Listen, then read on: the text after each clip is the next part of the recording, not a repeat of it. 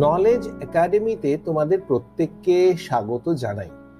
আমি সপ্তর্ষি নাগ এবং আমার ভাই সাগ্নিক ও অনেকদিন ধরে আমার কাছে একটা ডিমান্ড করছিল যে আমি যেন তোমাদের সঙ্গে ওর চ্যানেলের যে তোমরা দর্শক রয়েছো, আমার ছোট ভাই এবং বোনেরা, ওদের জন্য ইংরেজিতে একটা ক্লাস নিই, বিশেষ করে তাদের জন্য যারা খুব তাড়াতাড়ি পিএসসির যে ক্লার্কশিপের যে রাইটিং যে পার্টটা টিয়ার 2, যেখানে তোমাদের রাইটিং করতে লাগবে, রাইটিং কিছু বাংলা এবং ইংরেজিতে লিখতে হবে, তার কিছু প্রিপারেশনের জন্য কিছু মেটেরিয়ালস তোমাদের সঙ্গে শেয়ার করি এবং তোমাদেরকে শেখাই বেসিক্যালি। এবং এই উদ্দেশ্য নিয়েই আজকের ভিডিও।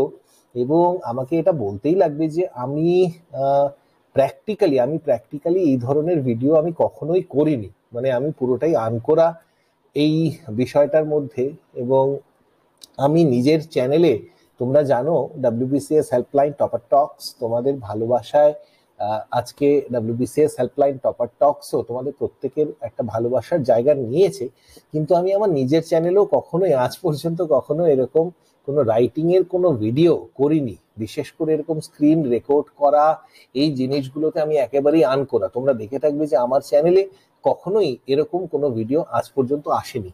কিন্তু যেটা হয়ে থাকে অনেক সময় নিজের জন্য করি না, কিন্তু সাগ্নিক এতটাই অনুরোধ করছিল এবং ওর অনুরোধটা, রিকোয়েস্টটা এতটাই আর্নেস্ট ছিল যে ও বারবার করে বলছিল যে আমি পড়ালে বা আমি তোমাদের যদি এরকম করে হেল্প করি তাহলে বহু ছাত্রছাত্রী যারা এই পিএসসি মিসলেনিয়াসের পরীক্ষা দিচ্ছ তাদের কিছু উপকার হবে।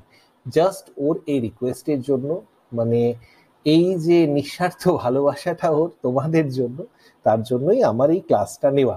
অনেকদিন আগেই এটা কথা হয়েছিল, তোমাদের রেজাল্ট বেরোনোর পরেই, বেশ কয়েকদিন আগেই, কিন্তু আমার সময়ের জন্য মাঝখানে আমি নিতে পারিনি। যাই হোক, এবার চলে আসি আজকের যে আমরা কাজটা করতে চলেছি, অর্থাৎ ট্রান্সলেশন করতে চলেছি, অনুবাদ করতে চলেছি। আমরা বাংলা থেকে ইংরেজিতে অনুবাদের একটি আমার কাছে সাগ্নিকই পাঠিয়েছে এই ম্যাটেরিয়ালটি, এবং তার সেটিকে তোমাদের সামনে আমি সামনেই তোমার মানে আমি টাইপটাও করে দেবো যাতে তোমাদের সঙ্গে শেয়ার করা যায় যে কিভাবে প্রসিড করবে। প্রথমে বলে রাখি, দেখো যে অনুবাদটা কিন্তু সম্পূর্ণভাবে ভাবানুবাদ।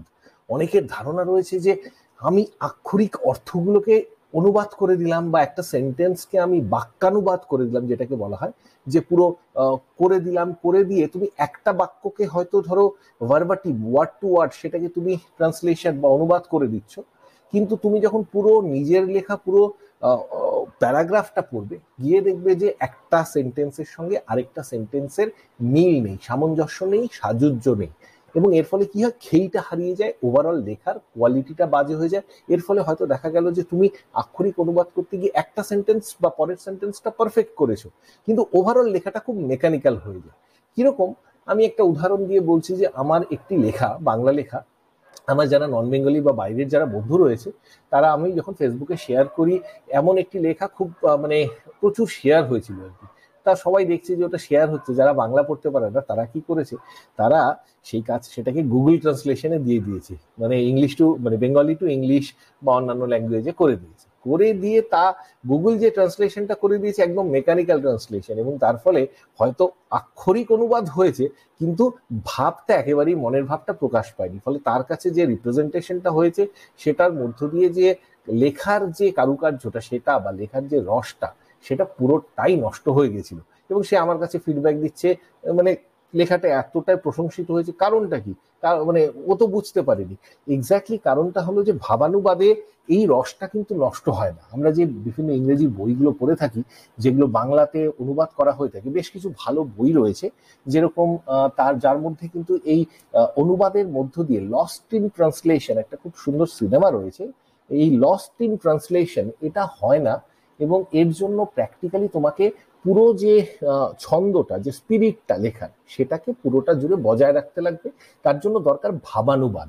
এর ফলে কি সুবিধা হয়, যে হয়তো পার্টিকুলার একটা বা দুটো ওয়ার্ডকে তুমি জানো না, সেটাকে কিন্তু ওভারঅল লেখাটার মধ্য দিয়ে তুমি ম্যানেজ করতে পারবে, মেকআপ করে নিতে পারবে। This is the basic spirit of translation.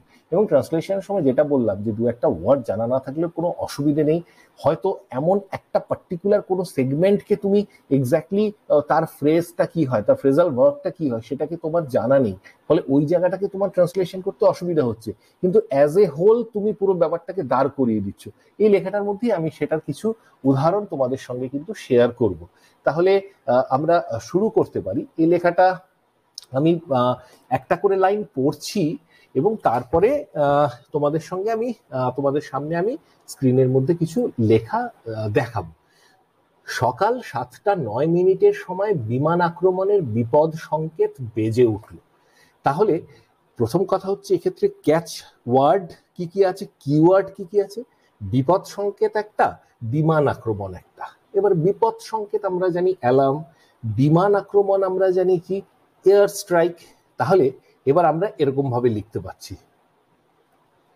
তাহলে প্রথম সেন্টেন্সটা আমরা লিখছি, the air strike alarm buzzed at 7:09 AM। এটা আমার দাঁড়ালো ফার্স্ট সেন্টেন্স। দেখো কতটা লম্বা সেন্টেন্সকে আমি কতটা ছোট্ট করে দাঁড় করে দিলাম। The air strike alarm buzzed at 7:09 AM, বা এটাকে তুমি 7:09 বলতে পারো। 7:09 মানে 9 মিনিট পাস্ট হয়েছে 7টার থেকে। buzzed at 7:09 AM ও বলতে পারো, ঠিক আছে। এবার মর্নিং বলার দরকার নেই, যেহেতু আমি মর্নিং শব্দটাকে ইউজ করার দরকার নেই, আমি অলরেডি AM ইউজ করেছি। The air strike alarm buzzed at 7:09 AM। Alarm এটাকে বাজ করে। অ্যালার্ম আমরা দেখছি যে বিভিন্ন কুইজের মধ্যে তোমরা দেখতে পারবে যে একটা বাজার রাউন্ড থাকে, বাজ করতে লাগে, ঠিক আছে। তেমনি অ্যালার্মও অ্যাকচুয়ালি বাজ হয়। তারপরে আমরা দেখতে পাচ্ছি কি, হঠাৎ দেখা গেল আকাশে এক চোখ ঝলসানো সাদাটে গোলাপি আলোর ঝলক, সেই সঙ্গে অস্বাভাবিক এক কম্পন। এটাকে আমি তাহলে প্রথমে করে নিচ্ছি। Suddenly a twinkling pinkish white ray of light dazzled in the sky and an unusual tremor was felt। হঠাৎ দেখা গেল আকাশে এক চোখ ঝলসানো সাদাটে গোলাপি আলোর ঝলক, সেই সঙ্গে অস্বাভাবিক কম্পন।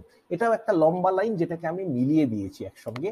Suddenly a twinkling pinkish white ray of light dazzled in the sky and an unusual tremor was felt.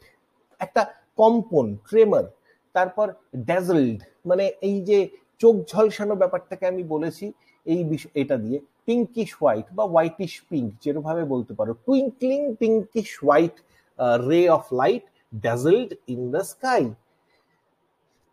কয়েক সেকেন্ডের মধ্যে রাস্তা ও শহরের কেন্দ্রের সাধারণ উদ্যানের হাজার হাজার মানুষ প্রচন্ড তাপ প্রবাহে দগ্ধ হয়ে গেল। তাহলে এক্ষেত্রে লাইনগুলো, ইম্পর্টেন্ট শব্দগুলো কি কি? এখানে একটাই ইম্পর্টেন্ট শব্দ তোমাদের হতে পারে যে তাপপ্রবাহ, দগ্ধ। এই দুটো শব্দ আমরা দেখতে পাচ্ছি যে আমাদের কাছে হঠাৎ একটু নতুন মনে। দগ্ধ তোমরা জানোই যে দগ্ধ খুবই simple word.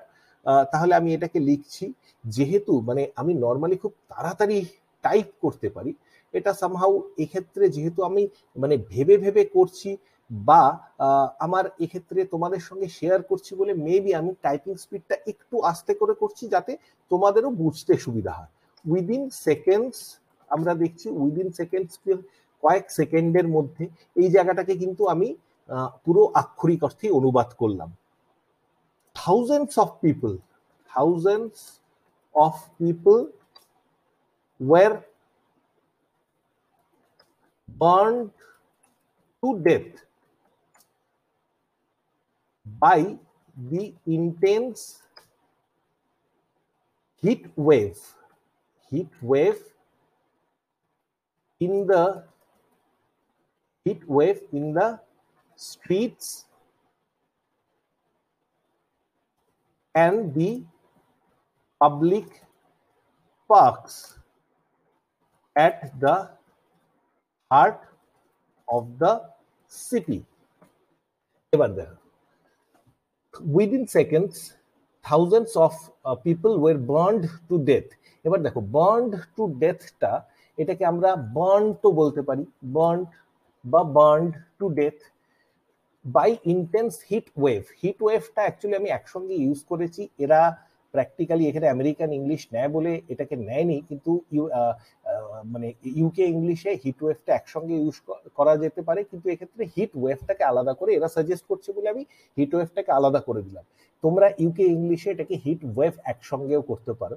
Within seconds thousands of people were burned to death by the intense heat wave. তোমরা দেখতে পাচ্ছ প্রচন্ড তাপপ্রবাহে, হিট ওয়েভ আমি ইউজ করলাম তাপপ্রবাহের জন্য। এক্ষেত্রে আর কোনো কঠিন শব্দ নেই, তাহলে পুরো এতক্ষণে আমরা 3টে সেন্টেন্সকে কমপ্লিট করলাম। এক্ষেত্রে কয়েকটা কিওয়ার্ডকে পেলাম, যেমন আমরা ধরতে পারি, আমি প্রত্যেকটাকে বোল্ড করে দিচ্ছি, এয়ার স্ট্রাইক, বাজড, টুইঙ্কলিং, ড্যাজলড, ট্রেমার এবং ইন্টেন্স, যদিও ইন্টেন্স খুবই কমন ওয়ার্ড। এই শব্দগুলোকে আমি একটু অন্য রকমের শব্দ তোমাদের জন্য এক্ষেত্রে ইউজ করেছি, যদি এগুলো অলমোস্ট খুব কমন ওয়ার্ডস। এরপর দেওয়াল, বাড়ি, কারখানা এবং অন্যান্য অট্টালিকা যা কিছু তাপ তরঙ্গ প্রবাহের মুখে দাঁড়িয়েছিল তার প্রত্যেকটি সম্পূর্ণভাবে ধ্বংস হয়ে গেল। এবার দেখো, পুরো ব্যাপারটাতে কিন্তু আমি তোমাদের প্রথম থেকেই যেটা বলে আসছি যে পুরো ব্যাপারটাই কিন্তু আমাদের অ্যাকচুয়ালি ভাবানুবাদ হচ্ছে। এই ভাবানুবাদ হওয়ার জন্য আমরা বেশ কিছু জায়গাতে আমাদের ফ্রিডম থেকে যায় কিছু। এক্ষেত্রে এবার আমি প্রথম এখানে কি বলছে, দেওয়াল, বাড়ি, কারখানা এবং অন্যান্য অট্টালিকা, ঠিক আছে, বলে বলছিল যে যা কিছু তাপ তরঙ্গ প্রবাহে, ঠিক আছে, তার মানে সমস্ত যতগুলো দাঁড়িয়ে ছিল। এক্ষেত্রে আমি ইউজ করছি each and every wall, house, streets and each and every wall, house, এক্ষেত্রে ফ্যাক্টরি বলেছে, factory or other buildings that stood in the way of the influx of the heat wave was completely destroyed. এবার আমি চলে আসছি এই সেন্টেন্সটাতে। দেখো, each and every wall, house, factory or other buildings that stood in the way of the influx. তার মানে একটা influx is something which is coming inside, তার মানে শহরের মধ্যে একটা তাপ প্রবাহ ঢুকছিল। কথাটাকে বুঝবার চেষ্টা করো যে শহরের মধ্যে অনেকগুলো ফ্যাক্টরি বলো, দেওয়াল বলো, বাড়িঘর বলো, এই সমস্ত যা কিছু স্ট্রাকচার ছিল যেগুলো শহরের ওই হিট ওয়েভটা ঢোকার মুখে দাঁড়িয়েছিল, এটা হচ্ছে একটা ভাব। তাহলে সেক্ষেত্রে আমি ইনফ্লাক্স শব্দটাকে ইউজ করেছি। ইনফ্লাক্সের মধ্য দিয়ে অ্যাকচুয়ালি আমি কিন্তু মানে প্রবাহকে যদি তুমি ফ্লো হিসাবে ইউজ করতে তাহলে ভাবটাকে নষ্ট হতো, কিন্তু আমি এক্ষেত্রে influx of heat wave use করলাম পুরো বিষয়টাকে বোঝানোর জন্য। বারবার করে যেটা বলে আসছি যে তোমরা আক্ষরিক অনুবাদ না করে, শব্দানুবাদ বা বাক্যানুবাদ না করে তুমি ভাবানুবাদ করবার চেষ্টা করো, যাতে বিষয়টির রসটা নষ্ট না হয়। একটা ছোট্ট প্রশ্ন তোমাদের সকলের থাকতে পারে যে আমি এই শব্দটাতে, এই সেন্টেন্সটাতে কেন আমি ওয়াজ ইউজ করেছি। এই জায়গাটাতে দেখছো তোমরা ওয়াজ কমপ্লিটলি ডেস্ট্রয়েড ইউজ করেছি। এক্ষেত্রে দুটো ফ্যাক্টর কাজ করেছে। আমি ইচ অ্যান্ড এভরি বলতে প্রত্যেকটাকে যখন আলাদা করে তুমি বলছো, এক্ষেত্রে wall, house, factory or other buildings অনেকগুলো জিনিস আছে, কিন্তু তুমি যখন ইচ অ্যান্ড এভরি সাবজেক্ট তোমার কিন্তু প্রত্যেকটা, এটা যখন তুমি সাবজেক্ট করে ভাবছো তখন সিঙ্গুলার নাম্বারে ওয়াজ কমপ্লিটলি ডেস্ট্রয়েড হিসাবে আমি ব্যবহার করছি। যদি যদি তোমরা এক্ষেত্রে এরকম ভাবে ইউজ করে থাকো, ইচ অ্যান্ড এভরি, মানে এটাকে যদি এরকম ভাবে মিন করে থাকো যে প্রত্যেকটি বাড়ি বা প্রত্যেকটি দেওয়াল, বাড়ি, এটাকে সামগ্রিক অর্থে যদি ইউজ করে থাকো, তাহলে এই ওয়াজের জায়গায় তোমরা ওয়ার ইউজ করতে পারো, ডেফিনেটলি পারো। কিন্তু আমি এক্ষেত্রে ইচ অ্যান্ড এভরি শব্দটা দিয়ে প্রত্যেকটি বাড়ি, প্রত্যেকটি ওয়াল, প্রত্যেকটি ফ্যাক্টরি, প্রত্যেকটি বিল্ডিং সবকিছুকে মিন করেছি। সুতরাং এক্ষেত্রে ইচ অ্যান্ড এভরিটা যেহেতু আমার এটা হচ্ছে আমার সাবজেক্ট, ইচ অ্যান্ড এভরি, প্রত্যেকটি বাড়ি, প্রত্যেকটি বাড়ি, প্রত্যেকটি ফ্যাক্টরি, এটা আমার সাবজেক্ট। সুতরাং ইচ অ্যান্ড এভরির উপরে এমফাসাইজ করে আমি এক্ষেত্রে ওয়াজ ইউজ করেছি। বাট যেটা বললাম যে এক্ষেত্রে ওয়াজ ওয়ার দুটোই তোমরা ইউজ করতে পারো, সাবজেক্ট টু যে তুমি কোন ভাবকে বোঝাতে চাচ্ছ। যদি এগুলোকে আলাদা করে তুমি ভাবো তাহলে প্লুরাল হিসাবে তুমি এটাকে ওয়ার করতে পারো। বাট আমি এক্ষেত্রে ইচটাকে এমফাসাইজ করেছি বলে ইচ অ্যান্ড এভরি এইটাকে আমি কমন রাখছি। তারপরে ওয়াল, হাউস এগুলোকে ভাবলে তুমি বুঝবে যে প্রত্যেকটি ডেস্ট্রয় হয়েছিল, সুতরাং প্রত্যেকটি ধ্বংস হয়ে গেছিল। সুতরাং সেক্ষেত্রে আমি ওয়াজ ইউজ করেছি। এই ছোট্ট জিনিসটা আমার অ্যাড করবার মনে হয়েছে যে এই প্রশ্নটা তোমাদের আসতে পারে, এই কারণেই এটাকে আমি জাস্ট অ্যাড করলাম। ধন্যবাদ। এবার বলছে দেখো, ঘোড়া, কুকুর এবং গবাদি পশু ও মানুষের, গবাদি পশুরও মানুষের মতো একই নিয়তির বলি হল। এটাকে দেখো, আমি যদি কনভেনশনালি করতে যাই এর রসটাকে নষ্ট হয়ে যাবে। আমি একটু অন্যরকম ভাবে করছি, এটাকে দেখো, every human being, animals or even the plants perished। আমি খুব সিম্পল ভাবে রাখলাম এভরি হিউম্যান বিইং। দেখো, তুমি এই ক্ষেত্রে শব্দটা মানেটাকে বুঝবার চেষ্টা করো।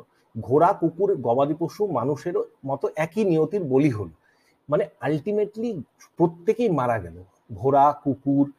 এবার ঘোড়া, কুকুরকে আমি যদি ভাবো হর্সেস অর ডগস বলি, তাহলে অন্যান্য অ্যানিমালস, হয়তো গবাদি পশুর বাইরে আরো অন্য কোনো অ্যানিমাল থেকে থাকতে পারে, ঠিক আছে? তাহলে আমি কি বললাম, every human being, animals or even the plants perished. তার মানে আমি বললাম যে সমস্ত কিছু, যা কিছু লিভিং ওখানে ছিল সবকিছু নষ্ট হয়ে গেল, সবকিছু একই পরিণতি হলো। পেরিশড, এখানে একমাত্র আমি নতুন শব্দ ইউজ করেছি, পেরিশড। এটাকে আমি তোমাদের জন্য হাইলাইট করে রাখলাম, বোল্ড করে রাখলাম, ঠিক আছে? এইবার একটা মজার শব্দ যেটাকে আমি এমনকি, এবার দেখো, এমনকি উদ্ভিদ জগৎ নিষ্কৃতি পেল না। আমি কিন্তু এই শব্দটাকে আলাদা করে একটি বাক্য, এটিকে একটি বাক্যে ইউজ করা হয়েছে। আমি কিন্তু একবারে এই এতটা লম্বা দুটো সেন্টেন্সকে আমি পুরো এনে দিলাম একটি ছোট্ট সেন্টেন্সের মধ্যে এনে দিলাম। আমার কিন্তু মানে ভাবটা আমার কিন্তু একই থাকলো, অথচ আমি এত বড় সেন্টেন্সগুলোকে একটা ছোট্ট জায়গাতে আমি নিয়ে এলাম। এরপরে এলো কি, সন্ধ্যার মধ্যে আগুনও কমতে শুরু করলো এবং তারপর নিভে গেল। দেখো, আমি এই সমস্ত জায়গা, এই সমস্ত লাইন প্র্যাকটিক্যালি তোমার যদি ইংলিশ লেখার একটু ক্ষমতা থাকে, তাহলে এই জায়গাগুলোই কিন্তু তোমার ডিফারেন্সটা করে দেবে। তুমি যদি একদম ফ্ল্যাট ট্রান্সলেশন করে থাকো তাহলে, বা যদি তুমি একটু ইম্প্রোভাইজ করতে পারো। এবার ইম্প্রোভাইজটা আমি কিভাবে করব, এইটা আমি, the flames were ablaze till the evening and then started diminishing and soon got extinguished। ঠিক আছে? এবার দেখো, এই জায়গাটাতে কিন্তু আরো একটা লাইন আমি লিখে দিচ্ছি, যেহেতু পরের শব্দটাও, পরের সেন্টেন্সটা খুব ইজি, পড়াবার মতন আর কিছু বাকি থাকলো না। There was nothing left to be burnt। এবার বার্নও করতে পারো তোমরা, আমি বার্নড করেছি। তাহলে সন্ধ্যার মধ্যে আগুনও কমতে শুরু করলো এবং তারপর নিভে গেল, পোড়াবার মতন আর কোনো বস্তু অবশিষ্ট রইল না। এই সেন্টেন্সটাতে দেখবে আমি একটু লিবার্টি নিয়েছি এবং the flames were ablaze till the evening and then started diminishing and soon got extinguished. মানে এই যে এই জায়গাটাতে আমি একটু লিটারারি যেটা লিবার্টি যেটা সেটাকে নিয়েছি। আলটিমেটলি কিন্তু দেখো সন্ধ্যা অবধি আগুনের শিখাগুলো জ্বলছিল, তারপর কমা শুরু করলো, ডিমিনিশিং। তাহলে এক্ষেত্রে আমি কি নতুন ওয়ার্ডস কি কি ইউজ করলাম? ব্লেজ মানে জ্বলছিল, ডিমিনিশিং কম হচ্ছিল, এবং ফাইনালি এক্সটিংগুইশড। তাহলে সন্ধ্যা অবধি আগুনের শিখা জ্বলছিল, তারপর কম হলো, ডিমিনিশ হলো, ফাইনালি এক্সটিংগুইশ হলো, নিভে গেল। There was nothing left to be burned. এটা একদমই সিম্পল লাস্ট এই শব্দটা। এরপরে একটা ক্যাচ আছে, হিরোশিমার অস্তিত্ব লুপ্ত হয়ে গেল। এটাকে অনেকে অন্যভাবে করতে পারে, ঠিক আছে? আমি এটাকে এরকম ভাবে করছি।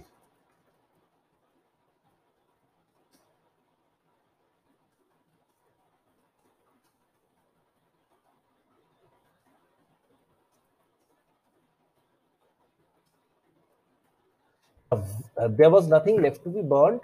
The very existence of the city of Hiroshima came to an abrupt end. এই যে আবার আমি একটু মানে পোয়েটিক বা লিটারারি লিবার্টি নিলাম। দ্য ভেরি এক্সিস্টেন্স, ভেরিটার মধ্যে আমি এমফাসাইজ করছি। দেখো হিরোশিমার অস্তিত্ব লুপ্ত হয়ে গেল, হিরোশিমার অস্তিত্ব বিলুপ্ত হলো, তার মানে কি এক্ষেত্রে কোনটা সবচেয়ে কিওয়ার্ড, ক্যাচি ওয়ার্ড কোনটা? এইটা, অস্তিত্ব শব্দটা। ওই জন্য আমি অস্তিত্বটাকে এমফাসাইজ করলাম এইখানে এই ভেরি শব্দটাকে ইউজ করে। দ্য ভেরি এক্সিস্টেন্স মানে যখন অস্তিত্বটাকে গুরুত্ব দেওয়া হচ্ছে তখন আমি বলছি the very existence of the city of Hiroshima. এক্ষেত্রে আবার দেখো অ্যাব্রাপ্ট মানে হঠাৎ করে, মানে সকালবেলা একটা শহর কি সুন্দর ছিল, রাত্রের মধ্যে সেটা শেষ হয়ে গেল। কোথাও আমাকে বলেনি যে অ্যাব্রাপ্ট শব্দটাকে ইউজ করতে, কিন্তু আমি অ্যাব্রাপ্ট শব্দটা ইউজ করলাম যে ঘটনাটার পরিণতিটা এত জলদি হলো। মানে একটা শহর সকালে ছিল একদম ঠিকঠাক, রাত্রিবেলায় সেটা নষ্ট হয়ে গেল, বিলুপ্ত হয়ে গেল, সেই জন্য আমি অ্যাব্রাপ্ট শব্দটা ইউজ করলাম। তাহলে এবার পুরোটাকে তোমরা একবার বাংলাটাকে একবার পুরোটা এখান থেকে এতটা অবধি তোমরা পড়ে নাও। এইবার আমি ইংরেজিটা পড়ছি, তোমার দেখে নাও। The air strike alarm burst at 7:09 AM. Suddenly a twinkling pinkish white ray of light dazzled in the sky and an unusual tremor was felt. Within seconds, thousands of people were burned to death by the intense heat wave in the streets and the public parks at the heart of the city. Each and every wall, house, factory, or other buildings that stood in the way of the influx of the heat wave was completely destroyed. Every human being, animals, or even the plants perished. The flames were ablaze till the evening and then started diminishing and soon got extinguished. There was nothing left to be burnt. The very existence of the city of Hiroshima came to an abrupt end. এটাই হলো আজকের translation. আমি দেখো তোমাদের কতগুলো প্রশ্ন জাগতে পারে। প্রথম কথা, আমি এত তাড়াতাড়ি লিখে ফেললাম, মানে তোমাদের এটার জন্য ধরো অনেকটাই সময় তোমরা পাবে। এবার আমি এটাকে তাড়াতাড়ি লিখলাম, এর একটা কারণ অবশ্যই বলবো। আমাকে সাগ্নিক এটাকে দিয়েছে এবং আমার মোটামুটি 10 থেকে 15 মিনিট কিন্তু ভাবতে সময় লেগেছে, এবং তোমরা কেউ এই হীনমন্যতায় ভুগো না যে স্যার এত তাড়াতাড়ি করে দিল। দেখো আমি ম্যাজিশিয়ান নই, আমাকেও একটা জিনিস ইংরেজির থেকে বাংলা করতে গেলে বা বাংলার থেকে ইংরেজি করতে গেলে, ভালোভাবে শেখানোর মতন কিছু করতে গেলে I also need some time. সুতরাং আমাকে কিন্তু একটা রাফ একটা স্কেচ করে নিতে হয়েছে, করে নিয়ে আমি তোমাদের সামনে পেশ করলাম। এবার আমাকে যদি এই মুহূর্তে পরীক্ষাটা দিতে বলা হয় তাহলে হয়তো আমারও বেশ কিছু সময় লাগবে। সুতরাং তোমার যদি এই মুহূর্তে এই ভিডিওটা দেখার পর এই মনোভাব হতে থাকে আমি তো এত তাড়াতাড়ি লিখতে পারি না, স্যার এত সুন্দর করে বুঝিয়ে দিল, নিজে লিখে দিল এত সুন্দর করে, এটা আমার হবে না, এটা একেবারেই ভেবো না। Because I got plenty of time. Sir আমাকে ও দুপুরবেলা বা তার আগে পাঠিয়েছে, আমি মাঝখানে 10-15 মিনিট ওটাকে দেখেছি, ওটাকে নিয়ে কাজ করেছি, তারপরেই কিন্তু আমি লিখতে পেরেছি। এবং পরীক্ষার হলে আমাকে গেলে তোমাদের মতন বা তোমাদের চেয়ে একটু কম সময় হয়তো আমার লাগবে, কিন্তু আমারও কিন্তু সময় লাগবে।